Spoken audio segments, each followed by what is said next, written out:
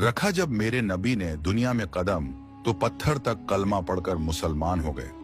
प्यारे नाजरीन, हजरत आमना रजी अल्लाह ताला अन्हा फरमाती हैं कि जब मेरे रहम में मेरा बच्चा था तब मुझे ऐसी ऐसी कैफियतें महसूस होती थीं जिनका बयान करना भी आसान नहीं। जब भी मैं घर से बाहर निकलती, एक बादल का साया मेरे ऊपर ठहर जाता और धूप की गर्मी मुझे बिल्कुल महसूस नहीं होती। अगर मैं झमझम के कुएं से पानी लेने जाती तो रास्ते में खड़े दरख्त अपनी शाखें मेरे सामने झुका देते, मानो अदब और एहतराम के साथ मेरा इस्तकबाल कर रहे हों। मैं हैरत में पड़ जाती और सोचती कि आखिर यह सब सिर्फ मेरे साथ ही क्यों हो रहा है।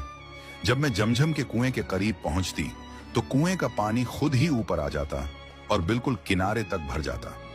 फिर मैं अपने हाथों से आसानी के साथ पानी निकाल लेती। मक्का की औरतें मुझे वहीं रोक लेती और कहती, ऐ आमना, कुछ देर और यहीं ठहर जाओ।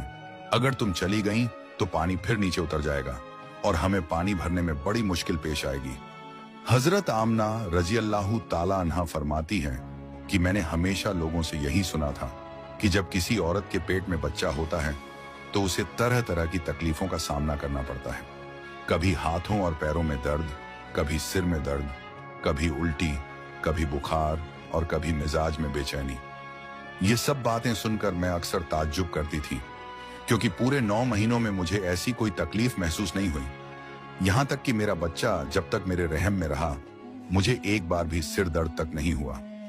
हजरत आमना रजी अल्लाह ताला अन्हा यह भी फरमाती हैं कि मुझे रातों में अजीब और हैरत अंगेज ख्वाब दिखाई देते थे। मैं देखती कि मेरे जिस्म से एक रोशन नूर निकला है और उसकी चमक ने सारी दुनिया को जगमगा दिया है।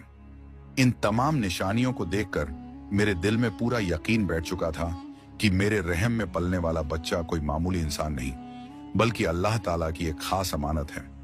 जब पैगंबर हजरत मोहम्मद मुस्तफ़ा सल्लल्लाहु ताला अलैहि वसल्लम अपनी वालिदा हजरत आमना रजी अल्लाह ताला अन्हा के रहम में थे, तो एक दिन आपकी दादी ने इशारे से आपके दादा को अपने पास बुलाया और कहा, क्या आपको मालूम है कि हमारी बहू आमना से हर वक्त बहुत ही खास खुशबू आती रहती है?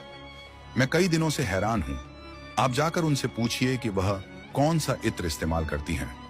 यह सुनकर आपके दादा ने मुस्कुराते हुए कहा, तुमने खुद उनसे क्यों नहीं पूछा? इस पर आपकी दादी ने जवाब दिया, मैंने कई बार इरादा किया, लेकिन जब भी आमना के सामने जाती हूं, उनके चेहरे का नूर देखकर मेरी जुबान खामोश हो जाती है। उनके चेहरे पर ऐसी रौनक और ऐसी चमक है कि मैं कुछ पूछ ही नहीं पाती। इसलिए बेहतर है कि आप ही उनसे इस बारे में मालूम कर लीजिए। आपके दादा ने फरमाया,